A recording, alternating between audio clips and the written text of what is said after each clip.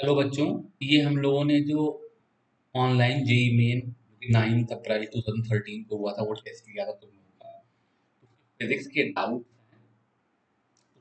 सारे डाउट्स तो मैं दो पार्ट में लूंगा, 1 से 15 तक इस क्लास में लूंगा और फिर नेक्स्ट वीडियो में 16 से 30 तक लूंगा। तो नंबर 1 से स्टार्ट कर रहे हैं। नंबर 1 में देखो क्या कह रहे हैं, दो एनपीएन ट्रांजिस्टर लगे हुए हैं। Consider two NPN transistor shown in the figure. If 0 volt correspond to false value मतलब 0 एंड 5 वोल्ट करस्पॉन्ड टू 1 या true value, then output at C correspond. ये सवाल जो है बहुत ही मुश्किल सवालों में माना जाता है, ज्यादातर बच्चे कर नहीं पाते हैं, लेकिन मैंने तुमको एक बात सिखाई थी, अगर वो बात याद रख लो तो तुम्हें इसमें कोई दिक्कत नहीं है। वो बात क्या है कि अगर एक ट्रांजिस्टर है जिसको अगर मैं यहाँ पे इनपुट दे रहा हूँ, ठीक है, इनपुट 1 है तो ये ट्रांजिस्टर कंडक्ट करने लगता है, और इनपुट 0 है तो ये ट्रांजिस्टर कंडक्ट नहीं करता है। बस ये एक छोटी सी बात ध्यान रखनी है, उसके बाद ये सवाल खाली करंट इलेक्ट्रिसिटी का सवाल हो जाता है। तो जरा ध्यान से देखते हैं। अगर मान लो मैंने ए और बी दोनों पे जीरो जीरो दिया, ठीक है ना, तो यहाँ भी जीरो है, ये भी जीरो है, तो ये दोनों जो ट्रांजिस्टर हैं वो नॉन कंडक्टिंग है। तो बेसिकली सी को ग्राउंड से जोड़ने वाला जो रास्ते हैं दोनों दोनों ही स्विच ऑफ हो गए हैं। जो सी है वो कहीं से भी ग्राउंड से जुड़ा हुआ नहीं है। तो बेसिकली अगर यहाँ पर पोटेंशियल 5 वोल्ट है तो इस रेजिस्टेंस के थ्रू यहाँ पे पोटेंशियल 5 वोल्ट ही होगा।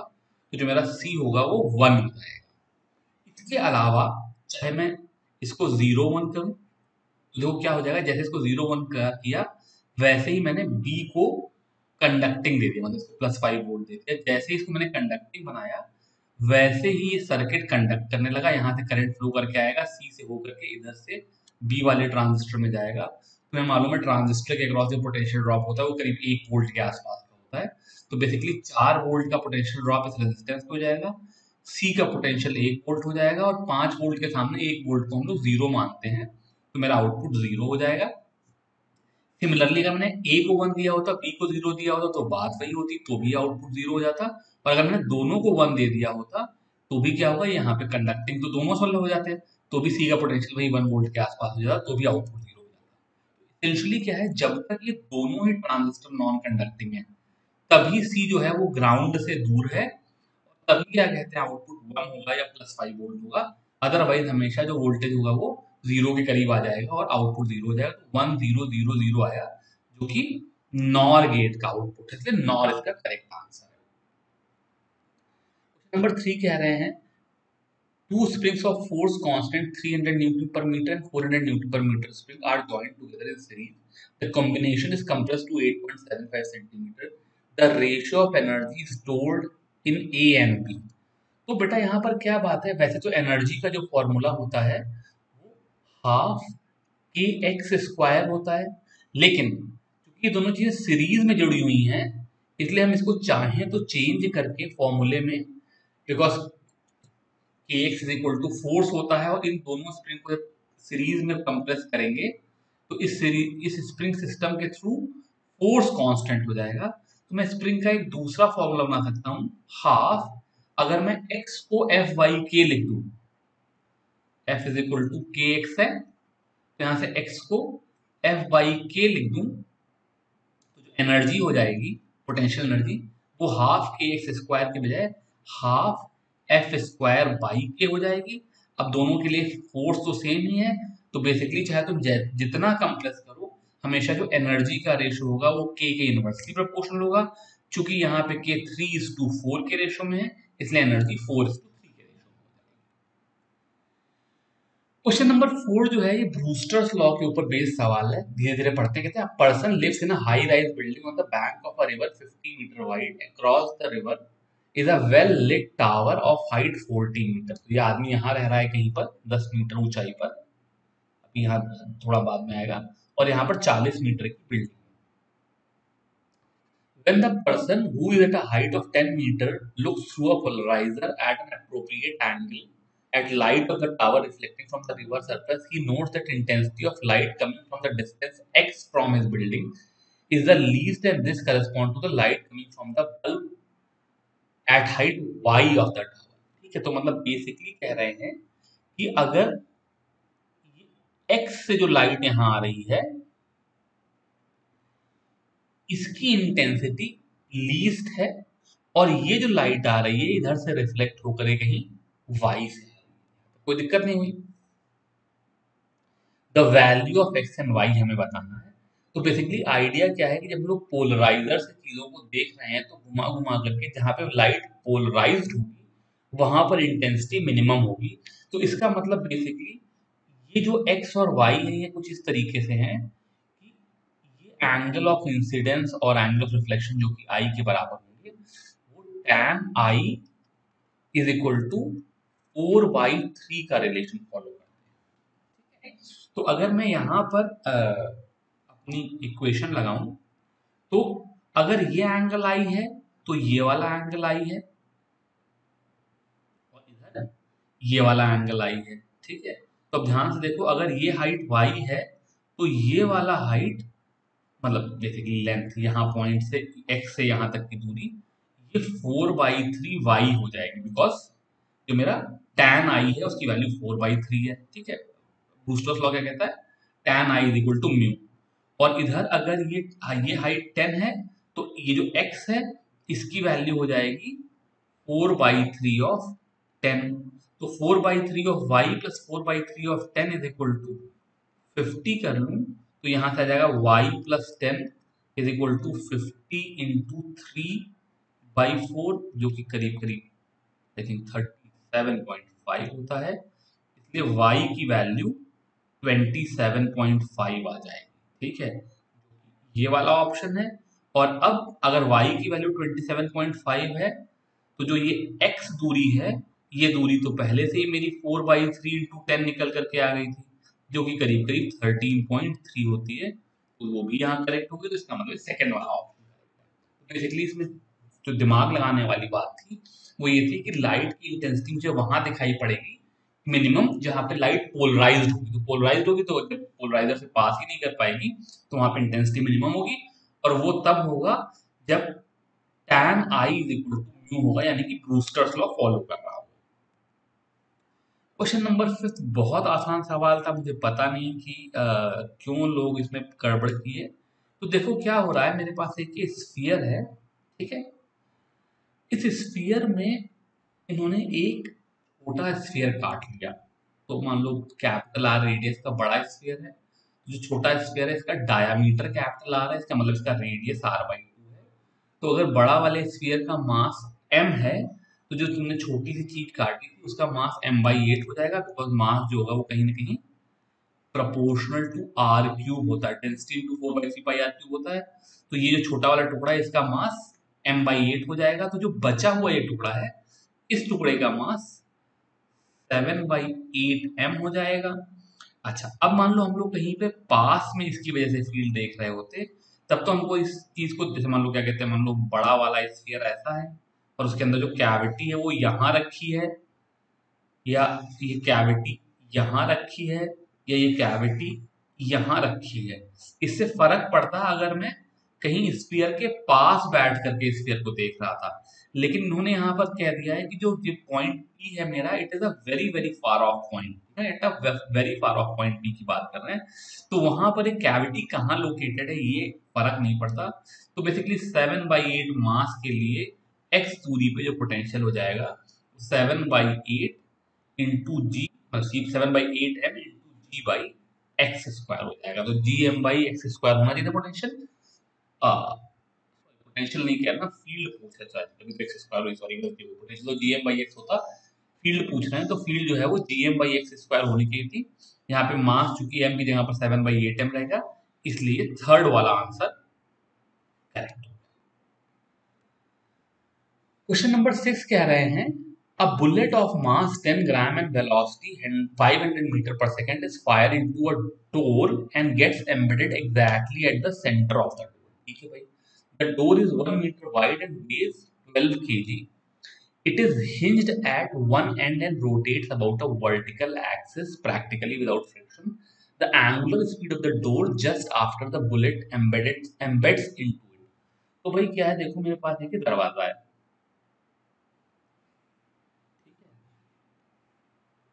और दरवाजे के ये वाले पॉइंट हिंज्ड हैं and it is free to rotate. ये जो विड्थ है ये 1 मीटर है, ठीक है? और बुलेट तुमने इसके सेंटर पे मारी, तो क्या होगा जब बुलेट आकर के इस दरवाजे पे टकराएगी तो मैं हिंजेस के अबाउट बुलेट प्लस डोर का एंगुलर मोमेंटम कंजर्व करा सकता हूं। L initial is equal to L final. तो इनिशियली जो बुलेट थी वो into the plane of paper आ रही थी, मतलब दरवाजे के सेंटर में आकर के लगी, और ये डिस्टेंस 0.5 है। तो बुलेट के लिए जो एंगुलर मोमेंटम हो गया वो एम वी आर के हिसाब से 0.01 मास ऑफ द बुलेट है इंटू वी 500 और आर इज इक्वल टू 0.5। ठीक है, यहाँ तो कोई समस्या? ये angular momentum of bullet with respect to the hinges आ गया। अब इनिशियली डोर रुका हुआ था, तो डोर का इनिशियल एंगुलर मोमेंटम 0 हो गया। जब बुलेट आकर के टकरा गई तो जो फाइनल चीज है वो बुलेट और डोर ये एक चीज हो गई, जो कि अब ओमेगा एंगुलर वेलोसिटी से घूमेगी। तो बुलेट प्लस डोर का जो भी मोमेंट ऑफ इनर्शिया है इनटू आई ओमेगा हो गई। तो पहली बात तो इसको सिंपलीफाई करते हैं, 0.01 हटा करके 500 हट गया, तो ये आई ओमेगा इज इक्वल टू 2.5 आ गया, 5 इंटू 0.5। अब देखते हैं आई ओमेगा के क्या हिस्से हैं। दरवाजा है, इसको जब हम इस वाली एक्सिस के अबाउट लिखेंगे, तो अगर सेंटर ऑफ मास के अबाउट लिखते हैं तो इसका moment of inertia M R square या जो भी विड्थ है एम आर स्क्वायर बाई 12 होता, लेकिन इस एक्सिस के अबाउट जो मोमेंट ऑफ इनर्शिया होगा वो एम आर स्क्वायर बाई 3 हो जाएगा। तो ये मोमेंट ऑफ इनर्शिया हो जाएगा 12 केजी का दरवाजा है इंटू 1 का स्क्वायर बाई 3, ये 4 केजी मीटर स्क्वायर हो जाएगा। इसके अलावा जो बुलेट है, बुलेट का moment of inertia m into R by 2 square होगा, बिकॉज वो स्मॉल एम मास की चीज है जो कि small R capital R by 2 दूरी पर है हिंज से। लेकिन इसका मास इतना कम है 0.01 इंटू 0.5 का स्क्वायर, इसको मैं नेग्लेक्ट भी कर दूं 4 के सामने तो कोई बहुत ज्यादा फर्क पड़ेगा नहीं। तो इसेंशियली ये जो आई हो गया ये 4 हो गया, बेसिकली दरवाजे का ही मोमेंट ऑफ इनर्शिया काउंट करेगा। 4 into omega is equal to 2.5 करूंगा, ओमेगा की वैल्यू 2.5 बाई 4 हो जाएगी, जो कि 0.625 रेडियन पर सेकेंड। सिंपल था, कोलिजन में क्या करना है, सेंटर ऑफ सॉरी जो हिंज के अबाउट है वो एंगुलर मोमेंटम कंजर्व करा देना है। अब यहाँ पर हिंज के अबाउट एंगुलर मोमेंटम क्यों कंजर्व करा रहे हैं? सपोज करो मेरा दरवाजा है, जब तुम गोली मारोगे तो दरवाजा खोलने की कोशिश करेगी गोली, लेकिन यहाँ चूंकि हिंज है तो हिंज फोर्स लगाएंगे, ठीक है? तो हिंज इज द पॉइंट जहां पर फोर्स लग रहा है, तो हिंज के अलावा और किसी पॉइंट पे मैं एंगुलर मोमेंटम कंजर्व नहीं करा सकता हूँ, लेकिन हिंज के अबाउट तो एंगुलर मोमेंटम इसलिए कंजर्व करा सकता हूँ बिकॉज वहीं पे फोर्स लग रहा है, तो उसकी वजह से टॉर्क 0 है। तो वहां से आंसर आ गया omega equal to 0.625 radian per second. Question number 7 जो है बड़ा सरल है। इन्होंने कहा on a linear temperature scale Y water freezes at -160 degree, Y and boils at -50। तो यानी कि बेसिकली अगर मैं वाई और केल्विन को रिलेट करूं तो वाई में -160, केल्विन में 273 है, वाई में -50, केल्विन में 373 है, और वाई में डैश केल्विन में 340 है। मुझे डैश की वैल्यू बतानी है। तो अगर -160 वाई पे वाटर फ्रीज कर रहा है और -50 वाई पे वाटर बॉयल कर रहा है, तो 340 केल्विन का टेम्परेचर क्या होगा? तो ये तो भाई सरल सी बात होती है, कुछ इस तरह के लोग बात कहते हैं, y minus Y one upon Y two minus Y one is equal to K minus K one upon K two minus K one. ठीक है, लीनियर रिलेशन हो गया। तो y minus -160 upon -50 minus -160 is equal to 340 minus 273 upon 373 minus 273। ये equation बन गई linear relationship की वजह से। अब यहाँ पर ये नीचे 110 आ जाएगा, ये 100 आ जाएगा, तो इसेंशियली यहाँ आकर के मल्टीप्लाई होकर के 1.1 आ जाएगा। 340 में से 273 सबट्रैक्ट करेंगे तो ये 67 आ जाएगा। 67 इंटू 1.1 करेंगे तो ये 73.7 आ जाएगा पॉजिटिव। तो y plus 160 is equal to 73.7, तो y की वैल्यू उधर आकर के -160 प्लस 73.7 हो जाएगी, तो ये 86.3 बार। क्वेश्चन नंबर 8 कह रहे हैं uniform electric field E exists between the plates of a charged condenser. A charged particle enters the space between the plates and perpendicular to E. ये तो भाई आता है, तो समझ लो पैराबोला हो गया ना यार। जैसे भाई ग्रेविटी में क्या होता है, अगर मैं एक पत्थर को हॉरिजॉन्टल वेलोसिटी v से फेंकूं और ग्रेविटी g नीचे लग रही होती थी, तो इसकी ट्रेजेक्टरी ऐसे बनती थी, पैराबोला होता था। तो ठीक इसी तरीके से क्या हो रहा है, यहाँ पर कैपेसिटर की प्लेट जो है उसकी वजह से एक इलेक्ट्रिक फील्ड है। तुमने एक पत्थर यहाँ पर मारा, मतलब जो चार्ज पार्टिकल भेजा जिसकी इनिशियल वेलोसिटी v थी, तो इसके ऊपर नीचे की तरफ लगने वाला फोर्स QE या इसका एक्सेलरेशन QE बाई m है। तो जिस तरीके से g एक कांस्टेंट ग्रेविटी लग रही थी, वैसे QE बाई m का एक कांस्टेंट एक्सेलरेशन इसके ऊपर लग रहा है, इसलिए ये क्या होगा, पैराबोला बन करके वैसे ही गिर जाएगा। इसका आंसर पैराबोला है। चाहो तो सॉल्व करके निकाल सकते हो, कोई जरूरत नहीं करने की, दोनों को हम डायरेक्ट रिलेट कर सकते हैं। ये रिजल्ट हमको पहले से ही अच्छे से पता है।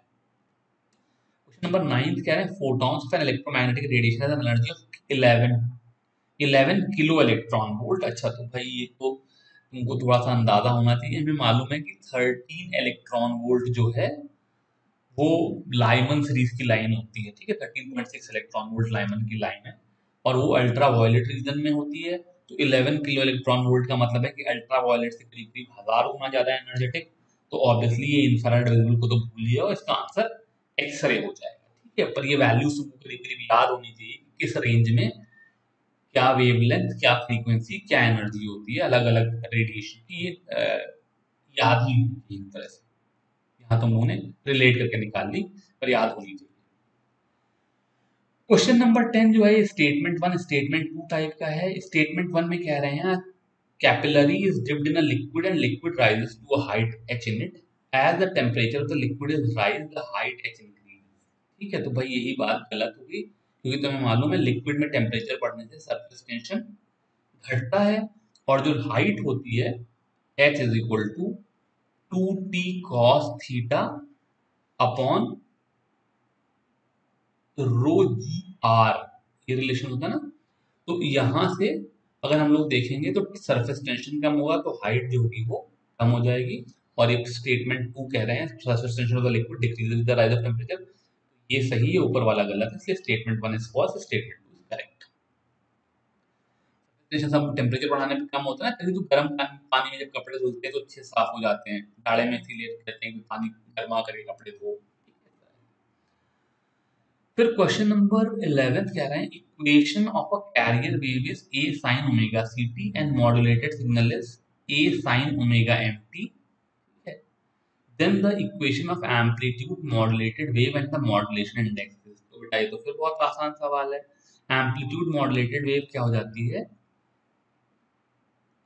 a plus mt into sine, AC होता था वैसे, साइन ओमेगा ct। तो मैं क्या करता था, अपना जो मॉड्यूलेशन वाला सिग्नल था उसको एम्पलीट्यूड ऑफ कैरियर वेव में ऐड कर देता था।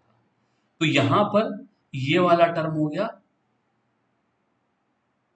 a और m की वैल्यू हो गई a साइन ओमेगा mt और ब्रैकेट क्लोज करके sine omega ct।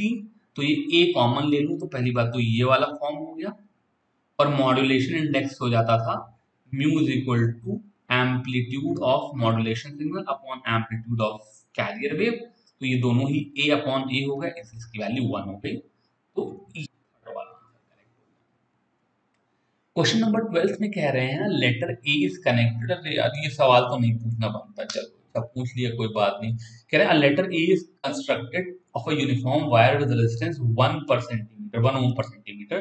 The side of the letters are 20 centimeter long and the cross piece in the middle is 10 centimeter long. तो बेसिकली अगर मैं ये बड़ा सा A बना दूं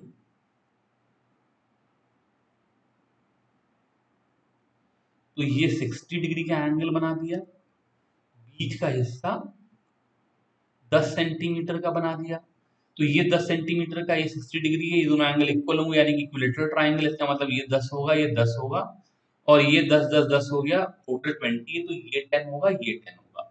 यही सेंटीमीटर भी हो जाएंगे और चूंकि रेजिस्टेंस 1 ओम पर सेंटीमीटर है इसलिए यही ओम में इनका रेजिस्टेंस भी हो जाएगा। तो बेसिकली ये 20 और 10 आपस में पैरेलल में है, तो इन दोनों पॉइंट के बीच का जो रेजिस्टेंस हो जाएगा वो जाएगा 20 इंटू 10 अपॉन 20 प्लस 10, तो ये 200 बाई 30 करके 6.7 ओम हो जाएगा और फिर ये इस 10 और इस 10 वाले के साथ सीरीज में हो जाएगा, 26.7 ओम आ जाएगा। तो बेसिकली इन दोनों पॉइंट के बीच का जो नेट रेजिस्टेंस हो जाएगा 10 6.7 10, तो 26.7 होगा। वैसे भी अगर कैलकुलेट ना भी करते तो ये 10 10 10 है, 30 है, तो 30 से थोड़ा कम ही होना था और 20 से थोड़ा ज्यादा ही होना था, तो 26.7 ही correct.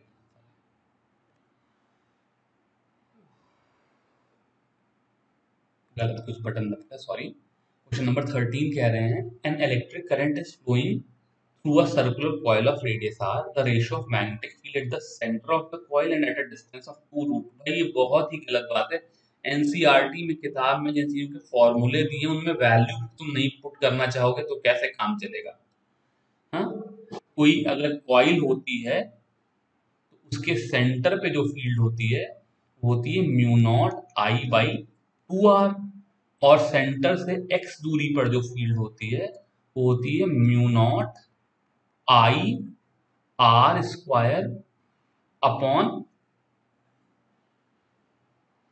2 R square plus X square की पावर 3। फॉर्मूला होता है, तो यहाँ पे mu naught I by 2r होगी। यहाँ पर कह रहे हैं current in coil is flowing through a coil of radius r, the ratio of magnetic field at the centre of the coil and at a distance.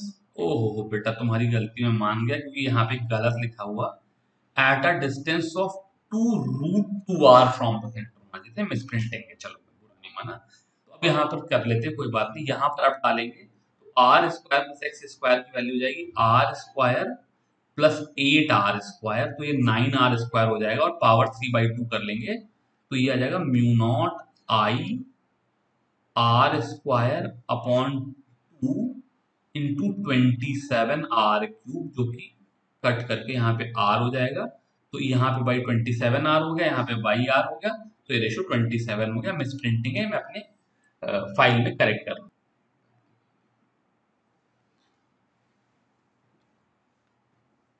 Question number 15 में कह रहे हैं light is incident from a medium into air at two possible angle of incidence 20 degree and 40 degree. In the medium light travels 3 centimetre in 0.2 nano second. तो अगर मैं 3 centimetre को 3 into 10 to the power of -2 metre लिखूं और 0.2 nano second को 2 into 10 to the power of -10 second लिखूं तो ये 1.5 into 10 to the power of 8 metre per second speed आ जाएगी। और हमें मालूम है c की value 3 into 10 to the power of 8 metre per second होती है। इनका रिफ्रैक्टिव इंडेक्स म्यू आ जाएगा 2। ठीक है, रिफ्रैक्टिव इंडेक्स म्यू 2 है तो sine I C is equal to half लिखेंगे तो मेरा क्रिटिकल एंगल 30 डिग्री हो जाएगा। और 30 डिग्री का क्रिटिकल एंगल है तो जब मेरा एंगल ऑफ इंसिडेंस 30 डिग्री से कम होगा तो ट्रांसमिशन हो जाएगा और 40 डिग्री का होगा तो ट्रांसमिशन नहीं होगा, तो it will suffer total internal reflection case भी ओनली, यही करेक्ट आंसर है। ठीक है, यहाँ पर 100% ट्रांसमिशन केस ही गलत है बिकॉज जब ट्रांसमिशन हो भी रहा होता है तो कुछ रिफ्लेक्शन तो होता है, तो 100% ट्रांसमिशन नहीं होता है, तो इसमें बी ही करेक्ट आंसर है। इसके साथ हमने हाफ ऑफ द वर्क कर लिया। ये क्लास में यही खत्म करता हूँ। क्वेश्चन नंबर 16 के बाद मैं अपने अगले वीडियो में डालूंगा। अभी के लिए इतना ही। Thank you very much.